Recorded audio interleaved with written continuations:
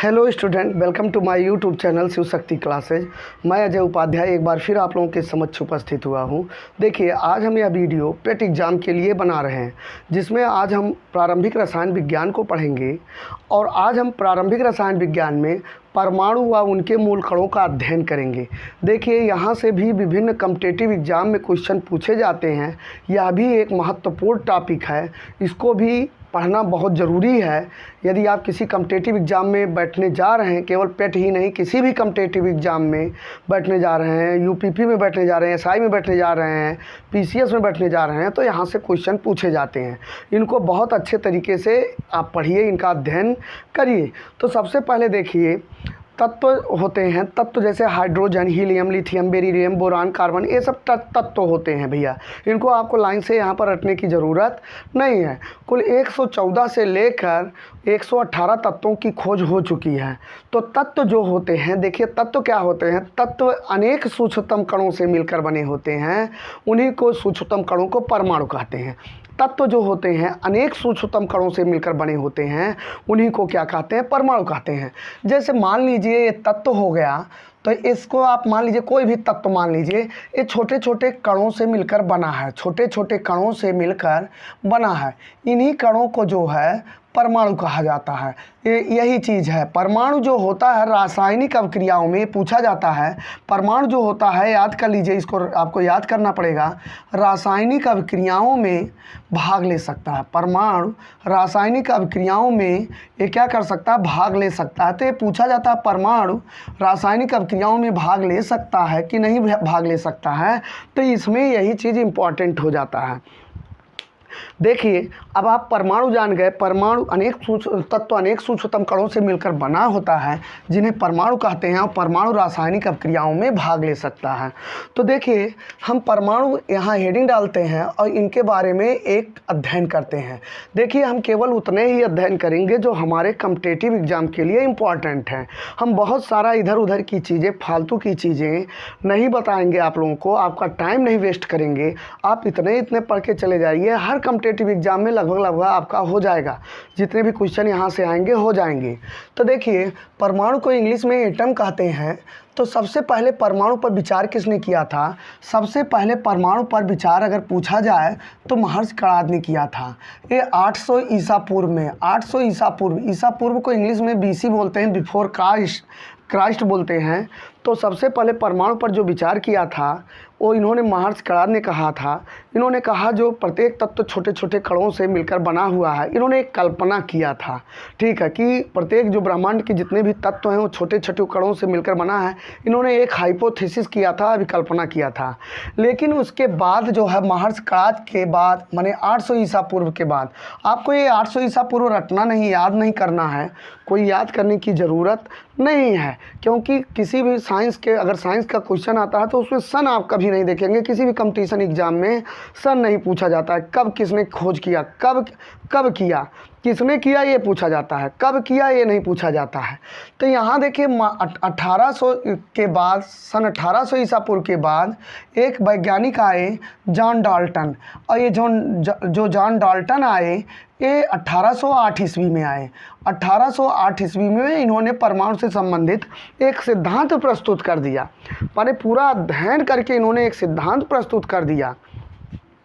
तो परमाणु का अगर विस्तृत सिद्धांत किसी ने सबसे पहले प्रस्तुत किया तो जॉन डाल्टन ने प्रस्तुत किया।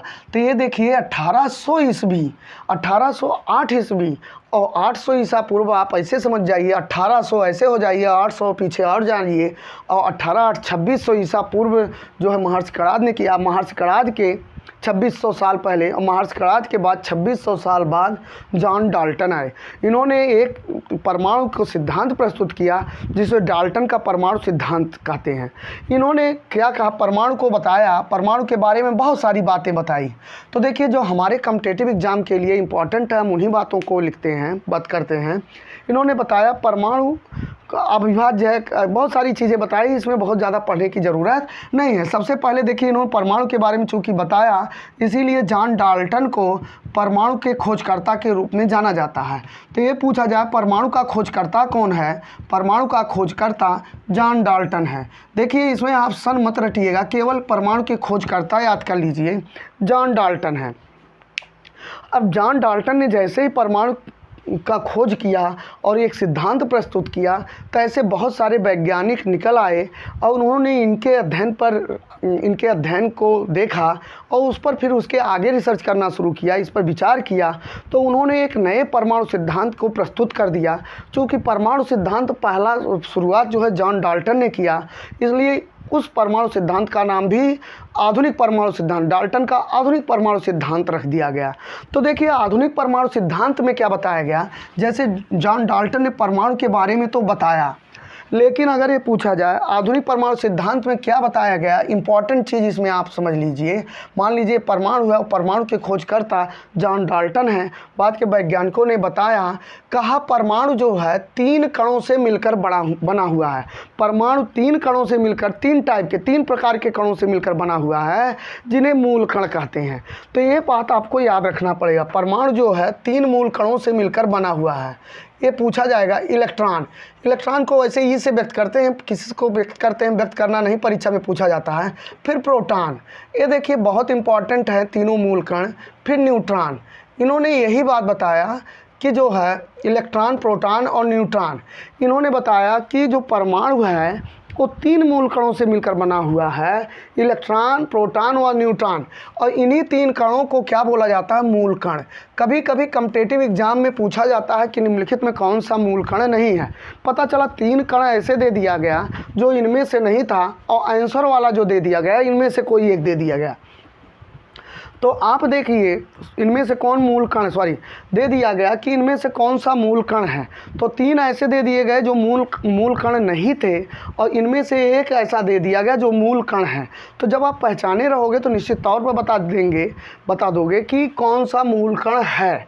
तो इन मूल कणों को याद कर लीजिए, इलेक्ट्रॉन, प्रोटॉन और न्यूट्रॉन। ये बाद में खोज करके बताया गया, और इसमें बताया गया जो इलेक्ट्रॉन होता है इस पर ऋण आवेश होता है, इसको आपको याद रखना पड़ेगा। इलेक्ट्रॉन जो होता है इस पर ऋण आवेश होता है, और प्रोटॉन पर धन आवेश होता है, और न्यूट्रॉन पर कोई आवेश नहीं, और जिस पर कोई आवेश नहीं उसको उदासीन बोलते हैं। उदासीन की इंग्लिश न्यूट्रल है। तो N फॉर न्यूट्रल, न्यूट्रॉन को N से ही व्यक्त किया जाता है। तो याद रखिए ये आवेश भी पूछा जाता है। इलेक्ट्रॉन पर कौन सा आवेश होता है, इलेक्ट्रॉन पर ऋण आवेश होता है। प्रोटॉन पर कौन सा आवेश होता है, प्रोटॉन पर धन आवेश होता है। और न्यूट्रॉन पर कौन सा आवेश होता है, न्यूट्रॉन पर कोई आवेश नहीं। ये पूछा जाता है किस पर कोई आवेश नहीं, कौन सा उदासीन है। तो ये आवेश रहित होता है। न्यूट्रॉन जो होता है आवेश रहित मतलब आवेश इस पर नहीं होता है। अब चलते हैं, इसके बाद हम पढ़ते हैं। तो देखिए 1808 के बाद से इस पर परमाणु पर रिसर्च होना लगातार स्टार्ट हो गया। उसके बाद रदरफोर्ड आए, एक वैज्ञानिक 1911 में आए, रदरफोर्ड आए। तो 1911 में रदरफोर्ड ने क्या किया, रदरफोर्ड ने एक धातु की पतली पन्नी ले लिया, सोने की पन्नी ले लिया, उस पर अल्फा कणों का बौछार कर दिया। ठीक है, रदरफोर्ड, यहाँ पर फिर से इनके नाम देख लीजिए, अर्नेस्ट रदरफोर्ड इनका नाम है। ये 1911 ईस्वी में। तो इनका सन याद करने की ज़रूरत नहीं है, यही है। और इन्होंने धातु की पतली पन्नी पर अल्फा कणों का क्या कर दिया, बौछार कर दिया। तो बौछार को प्रकीर्णन बोलते हैं।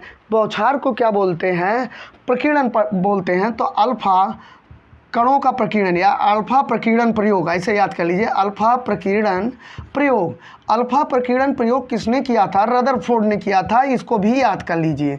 अल्फा प्रकीर्णन प्रयोग जो है रदरफोर्ड ने किया था, और उन्होंने इस पर धातु की पतली पन्नी पर बौछार करके प्रयोग किया, और उस पर जो है रिसर्च किया। रिसर्च करके उन्होंने परमाणु के बारे में कुछ और बातें बताया जो बहुत ही इम्पॉर्टेंट है। तो यहाँ पर हम चलते हैं, एक बार फिर से पढ़ते हैं। चलिए इसी में हम पढ़ते हैं। तो इसी में बताया, रदरफोर्ड ने बताया कि देखिए जो परमाणु है इसके बीच में कोई भारी कण है, एक बीच का भाग जो है भारी कणों से मिलकर बना हुआ है। ध्यान दीजिए, परमाणु के बीच का जो भाग होता है, केंद्र का जो भाग होता है, वो भारी कणों से मिलकर बना है।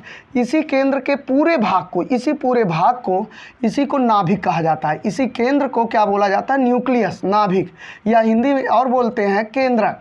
तो यहाँ पर देखिए यही केंद्रक है, और ये भारी कणों से मिलकर बना हुआ है। तो देखिए 3 मूल कण हैं, इलेक्ट्रॉन, प्रोटॉन, न्यूट्रॉन। न्यूट्रॉन, तो कौन से भारी कण आ जाएंगे? जब 3 टाइप के ही इसमें कण हैं तो यही तीनों रहेंगे। तो देखिए इसमें जो बीच में भाग में निकल आया वो प्रोटॉन आया और N for neutron, P for proton आया और न्यूट्रॉन आया। तो ये जो बीच के भाग को नाभिक कहा जाता है। तो ये पूछा जाता है, बहुत सारे कॉम्पिटिटिव एग्जाम में पूछे जाते हैं, परमाणु के बीच में, देखिए परमाणु के नाभिक में कौन कौन मूल कण स्थित होते हैं। तो भैया परमाणु के नाभिक में प्रोटॉन और न्यूट्रॉन स्थित होते हैं, ये याद कर लीजिए, बहुत वेरी वेरी मोस्ट इम्पॉर्टेंट है। परमाणु के नाभिक में प्रोटॉन और न्यूट्रॉन स्थित होते हैं। देखिए इलेक्ट्रॉन जो होता है वो विभिन्न कक्षाओं में चारों ओर क्या करता है? चक्कर लगाता है। इलेक्ट्रॉन जो होता है विभिन्न कक्षाओं में क्या करता है? चक्कर लगाता रहता है। ये नाभिक के चारों ओर, ध्यान में रखिए, इलेक्ट्रॉन नाभिक के चारों ओर विभिन्न कक्षाओं में चक्कर लगाता रहता है। तो ये भी पूछा जाता है कि इलेक्ट्रॉन कहाँ पर स्थित होता है? तो इलेक्ट्रॉन जो होता है नाभिक के चारों ओर विभिन्न कक्षाओं में चक्कर लगाता रहता है। तो ये बहुत इम्पॉर्टेंट हो गया। अब चलिए इसमें दूसरा इम्पॉर्टेंट बात क्या हो गया? देखिए जैसे मान लीजिए हमारा पृथ्वी है, ऐसे हमने पृथ्वी बना दिया। अब पृथ्वी का सारा भार भैया जी, जितना इसका वेट है, जितना इसका द्रव्यमान है, भार है, जो भी कह लीजिए, इसी इसके केंद्र पर निहित है। मतलब यहाँ पर सबसे ज़्यादा लोड है, सबसे ज़्यादा भार, सबसे ज़्यादा लोड यहीं पर है, कुल लोडवा वहीं पर पड़ा है। तो ऐसे परमाणु का सारा भार जो है उसके नाभिक पर पड़ता है। परमाणु का सारा भार जो है उसके नाभिक पर है, यहीं पर है, ठीक है। तो यहाँ पर देखिए अगर परमाणु का भार ज्ञात करना हो तो प्रोटॉन का भार और न्यूट्रॉन का भार जोड़ लीजिए तो परमाणु का भार हो जाता है। परमाणु भार जो होता है वो प्रोटॉन प्लस न्यूट्रॉन से। तो ये पूछा जाता है परमाणु भार माने आप एक मोटी मोटा परमाणु भार, इसको हालांकि द्रव्यमान संख्या बोलते हैं, ठीक है। तो द्रव्यमान संख्या या परमाणु भार कुछ भी इस समय कह लीजिए, वो प्रोटॉन व न्यूट्रॉन से मिलकर बना होता है। तो प्रोटॉनों और न्यूट्रॉनों का भार से ही पूरा परमाणु का भार आ जाता है, ठीक है। तो याद रखना चाहिए सारा भार परमाणु का इसी नाभिक पर होता है। नाभिक में प्रोटॉन और न्यूट्रॉन होते हैं, इसको याद कर लीजिए। देखिए अब दूसरा इसके आगे हम चलते हैं। एक चीज़ देखिए, इलेक्ट्रॉन पर कौन सा आवेश होता है? इलेक्ट्रॉन पर ऋण आवेश होता है।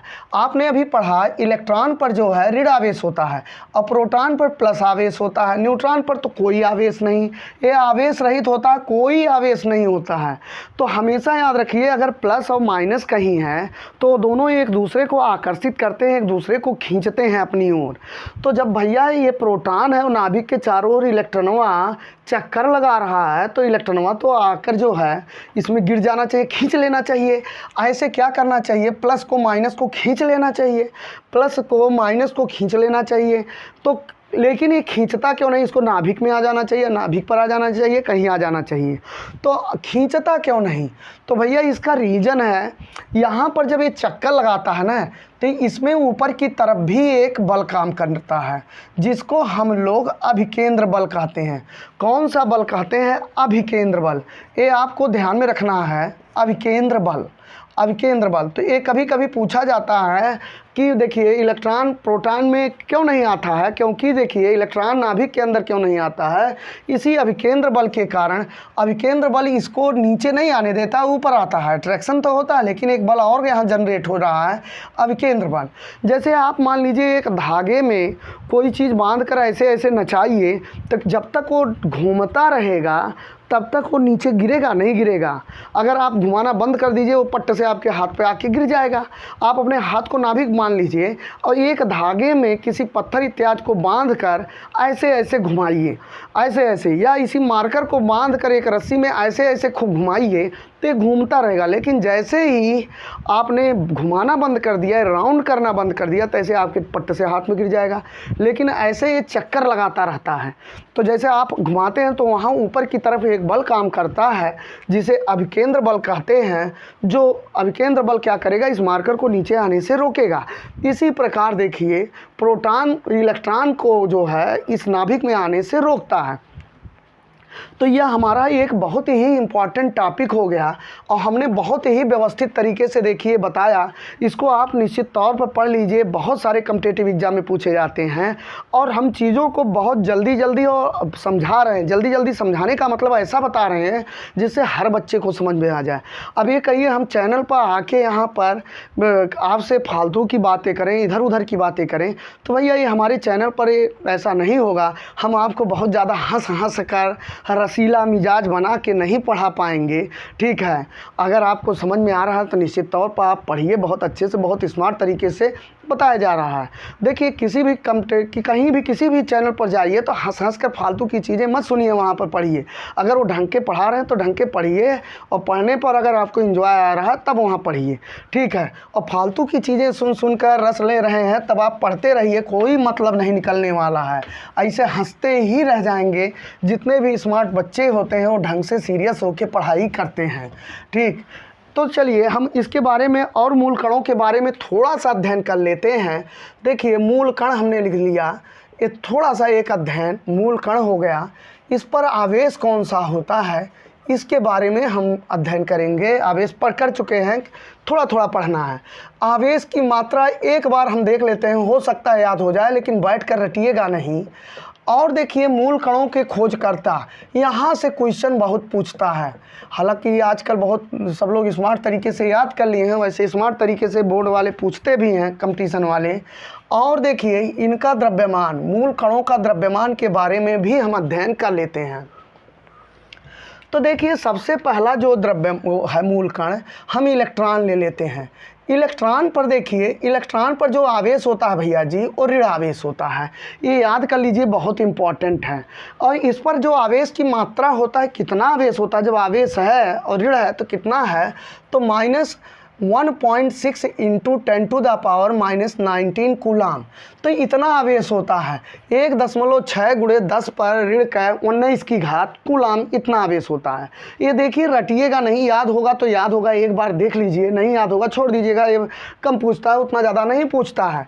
दूसरा चीज़ देखिए प्रोटॉन, प्रोटॉन पर धन आवेश होता है। जितना इलेक्ट्रॉन पर आवेश होता है उतने प्रोटॉन पर आवेश होता है, ये चीज़ आपको याद रखना है।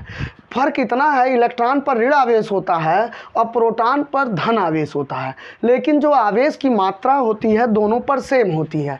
इस पर धन आवेश होता है, धन 1.6 × 10⁻⁻19 कूलाम, ये याद रख लीजिए, ये बहुत ही इम्पॉर्टेंट है। तो देखिए दोनों पर आवेश की मात्रा सेम होती है, इलेक्ट्रॉन पर ऋण आवेश और प्रोटॉन पर धन आवेश। और तीसरा मूल कण जो है न्यूट्रॉन है। तो देखिए न्यूट्रॉन पर उदासीन होता है। उदासीन बोले तो इस पर कोई आवेश नहीं, आवेश रहित होता है, इसको याद रखिए, इसीलिए बहुत पूछा जाता है। मतलब जब कोई आवेश नहीं, आवेश रहित होता है।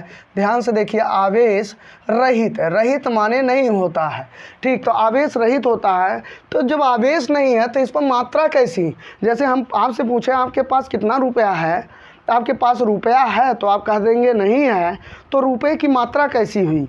जब रुपया नहीं है तो हम पूछ ही नहीं सकते कि कितना रुपया हुआ, तो आप ऐसे इसमें नहीं बता सकते आवेश की मात्रा कितनी है जब आवेश नहीं होता है। अब इनके खोजकर्ता के बारे में अध्ययन हम करेंगे। तो देखिए खोजकर्ता के बारे में एक देखिए, सब लोग मूल मंत्र जानते हैं, कोई भी कहीं भी बैठा हो, चाहे गांव में हो, शहर में हो, दिल्ली हो, इलाहाबाद हो, कहीं भी हो, पटना हो, कहीं भी हो, मूल मंत्र यही होता है, ईंटा पर नाचै, ईंटा पर नाचै। तो देखो ईंटा पर नाचै से इलेक्ट्रॉन, प्रोटॉन और न्यूट्रॉन तीनों मूल कणों के खोजकर्ता का पता चलता है। एक बार हम इसको ऊपर लिख दे रहे हैं, पता नहीं वीडियो में आ रहा है कि नहीं आ रहा है, इस मूल मंत्र को, ईंटा पर नाचै। अगर आपको याद है तो बहुत अच्छी बात है, और नहीं याद है तो इसको देख लीजिए, और इसमें कुछ स्मार्टनेस चीज़ें हैं उनको पर भी ध्यान दीजिए। E for electron, E for electron. तो देखिए इलेक्ट्रॉन के खोजकर्ता कौन है, इलेक्ट्रॉन के खोजकर्ता जे टॉमसन है। कौन है, जे टॉमसन, टी फॉर टॉमसन, टा फॉर टॉमसन। इसी से थोड़ा सा ट्रिक याद हो जाता है, इलेक्ट्रॉन के खोजकर्ता टॉमसन है। तो यहाँ पर खोजकर्ता इनके इलेक्ट्रॉन के कौन से हो गए, जे टॉमसन। समझ में आ गया। मूल मंत्र में खाली आपको टॉमसन मिलेगा, हालांकि इनकी इंग्लिश थॉमसन भी होता है, बहुत जगहों पर थॉमसन भी लिखा जाता है, इंग्लिश में इनको थॉमसन ही लिखा जाता है। और पा से जो है प्रोटॉन, प्रोटॉन को देख लीजिए, प्रोटॉन के खोजकर्ता कौन है, यहाँ पर देख लीजिए प्रोटॉन के खोजकर्ता रदरफोर्ड हैं। याद रख लीजिए, बहुत इंपॉर्टेंट होता है रदरफोर्ड, अर्नेस्ट रदरफोर्ड इनको बोलते हैं, अर्नेस्ट रदरफोर्ड। आप रदरफोर्ड याद रख लीजिए, काफ़ी है। तो पा से प्रोटॉन, प्रोटॉन के खोजकर्ता अर्नेस्ट रदरफोर्ड हैं। और देखिए दूसरे खोजकर्ता कभी कभी इनके जो है गोल्डस्टीन भी माने जाते हैं, गोल्ड स्टीनर माने जाते हैं, गोल्ड स्टीन या गोल्ड स्टीनर ऐसे माने जाते हैं। गोल्ड स्टीन लिख लीजिए। तो अर्नेस्ट रदरफोर्ड भी होते हैं, गोल्ड स्टीन भी कहीं कहीं माने जाते हैं। अगर रदरफोर्ड नहीं देगा तो गोल्ड स्टीन देगा, तो इनको याद रखिए। और ज़्यादातर आपको रदरफोर्ड माने जाते हैं, सबसे ज़्यादा सबसे विश्वसनीय यही माने गए हैं प्रमाणिक रूप से। और यहाँ पर देखिए नाच है, ना से क्या होता है न्यूट्रॉन, ना से क्या होता है न्यूट्रॉन। और न्यूट्रॉन के खोजकर्ता याद रख लीजिए चैडविक। अच्छा एक चीज़ और है चैडविक, यहाँ पर बहुत से लोग ऐसे याद रखते हैं, आजकल जो कंपटीशन में कम्पिटिटिव परीक्षाओं में बनाते हैं वो भी ये मूल मंत्र जानते हैं। तो इनके नाम सही तरीके से याद करिए। चै से चैडविक तो होता है, लेकिन जेम्स चैडविक होता है। जब कंपटीशन में आजकल देने लगे हैं तो पूछते हैं न्यूट्रॉन के खोजकर्ता कौन है, उसके बाद लिख देंगे चार्ल्स चैडविक। पहला ऑप्शन दे देंगे चार्ल्स चैडविक और डी ऑप्शन में दे देंगे जेम्स चैडविक। तो आप किसको बताएंगे? जेम्स चैडविक हैं, ठीक है। न्यूट्रॉन के खोजकर्ता जेम्स चैडविक हैं। और जो दूसरे लोग होते हैं तुरंत जैसे चार्ल्स चैडविक देखे तो उन्होंने तुरंत वहीं पर टिक कर दिया, बस वहीं पर उनका गड़बड़ हो गया। वो तो चैडविक पढ़े हैं, चै से चैडविक, बस चैडविक देखे और चार्ल्स चैडविक देखे टिक मार दिए, और नीचे देखे नहीं जेम्स चैडविक भी है, या देख लिए तो कंफ्यूज हो गए। तो याद रखिए न्यूट्रॉन के खोजकर्ता जेम्स चैडविक हैं। और एक चीज़ और यहाँ पर ध्यान रखते हैं हम लोग, देखिए इनको बहुत ध्यान से आप पढ़ लीजिए, याद कर लीजिए। इसी समय परमाणु के एक बार फिर से जो है ये खोजकर्ता कर लेते हैं। परमाणु के खोजकर्ता जॉन डाल्टन थे, याद रखिए परमाणु के खोजकर्ता जॉन डाल्टन थे और प्रोटॉन के खोजकर्ता अर्नेस्ट रदरफोर्ड। ये जो मूल मंत्र है यही याद करना, मूल मंत्र जो है ये तीनों मूल कणों के लिए है जो परमाणु के अंदर पाए जाते हैं। अब इनके भार के बारे में इलेक्ट्रॉन के यहाँ हम लिख देते हैं रदरफोर्ड, लिख देते हैं रदरफोर्ड, और इनका जो है जेम्स चैडविक लिख देते हैं, जेम्स चैडविक। न्यूट्रॉन के खोजकर्ता जेम्स चैडविक हैं, इनको एकदम याद रख लीजिए। ये बहुत सारे परीक्षाओं में पूछा जाता है, पेट के लिए तो वेरी मोस्ट इम्पॉर्टेंट। अब चलते हैं इलेक्ट्रॉन का द्रव्यमान कितना होता है, तो 9.1 गुणे 10⁻31 10⁻31 किलोग्राम होता है। देखिए ये इलेक्ट्रॉन का द्रव्यमान होता है, तो इसको रटकर याद मत करिएगा, ऐसे ध्यान से देखिए आपको याद हो जाएगा। इसे 2-3 बार पढ़ेंगे, बार पढ़ेंगे, कभी कभार आ जाता है, ठीक है। प्रोटॉन के जो देखिए प्रोटॉन का जो है द्रव्यमान है 1.67 गुणे 10⁻27 kg। और देखिए न्यूट्रॉन का जो होता है 1.67 गुणे 10⁻27 kg। तो देखिए यहाँ प्रोटॉन और न्यूट्रॉन का द्रव्यमान सेम होता है, ये चीज़ याद रखिए। प्रोटॉन और न्यूट्रॉन का द्रव्यमान लगभग बराबर होता है। और दूसरी चीज़ ये ध्यान में रखिए, मैथ अगर आप पढ़े होंगे तो ध्यान से सुनिए, एक एक बात हमारी ध्यान से सुनते जाइए। 10 पर ऋण की घात जितने छोटी होगी वो कण उतने बड़ा होगा, वो उतने भारी कण होगा। यहाँ पर 10 पर ऋण की घात जितने बड़ी होगी वो कण उतने छोटा होगा। तो बताइए फिर से हम बोल रहे हैं, 10 पर ऋण की घात जितने बड़ा होगा वो कण उतने छोटा होगा। तो सबसे बड़ा ऋण की घात इस पर है तो ये बहुत छोटा होता है, और इनसे बड़े बड़े ए होते हैं। तो या यूँ कह लीजिए जो इलेक्ट्रॉन होता है जब सबसे बहुत बड़ा है तो सबसे हल्का हो जाता है, सबसे हल्का कण है, सबसे हल्का इलेक्ट्रॉन जो है सबसे हल्का मूल कण होता है, याद रख लीजिए, ये बहुत इंपॉर्टेंट है। दूसरी चीज़ इसमें ध्यान से देखिए, इलेक्ट्रॉन और प्रोटॉन के आवेश सेम होते हैं, बशर्ते इलेक्ट्रॉन का मात्रा सेम होता है। आवेश सेम होने का मतलब उनकी मात्रा सेम होता है, लेकिन जो आवेश होता है इलेक्ट्रॉन पर ऋण आवेश और प्रोटॉन पर धन आवेश होता है। और प्रोटॉन और न्यूट्रॉन में उनका द्रव्यमान लगभग समान होता है। तो इन चीज़ों को बहुत ध्यान से देखिए, हम बहुत अच्छे तरीके से आपको बताए हुए हैं, बहुत अच्छे तरीके से अगर आप ध्यान से सुने होंगे तो नॉन स्टॉप बहुत चीज़ें बहुत कम समय में आपने पढ़ लिया है तो इसको अच्छे से पढ़ लीजिए, देख लीजिए। जिनको आता है कोई बातें नहीं है, जिनको नहीं आता है वो पढ़ लें, एक एक बार दो दो बार पढ़ लें, ठीक है। ये सभी कॉम्पिटिटिव एग्ज़ाम के लिए इम्पॉर्टेंट होता है, चाहे वो पेट हो, चाहे यूपीपी हो, चाहे एसआई हो, चाहे बीडीओ के एग्ज़ाम हो, कोई भी कॉम्पिटिटिव एग्ज़ाम में जाइए, पीसीएस तक के लेवल में बहुत ज़्यादा पूछे जाते हैं। तो आज के लिए हमारा वीडियो इतना ही। अगर आपको हमारा वीडियो समझ में आ रहा है, पसंद आ रहा है, तो आप सब्सक्राइब करिए। सब्सक्राइब निश्चित तौर पर करिए, आप हमारे चैनल के सदस्य बनिए, हम आपको बहुत अच्छी अच्छी वीडियो प्रोवाइड करवाएंगे। सब्सक्राइब किए रहेंगे, आप हमारे सदस्य रहेंगे, तुरंत आप तक नोटिफिकेशन पहुंचेगा। बेल की बटन ज़रूर दबाइए, बेल ज़रूर दबाइए, जिससे आपको तुरंत का तुरंत आपको वीडियो उपलब्ध हो जाए। और लाइक और शेयर भी ज़रूर करिए। तो आज के लिए हमारा वीडियो इतना ही। जय हिंद।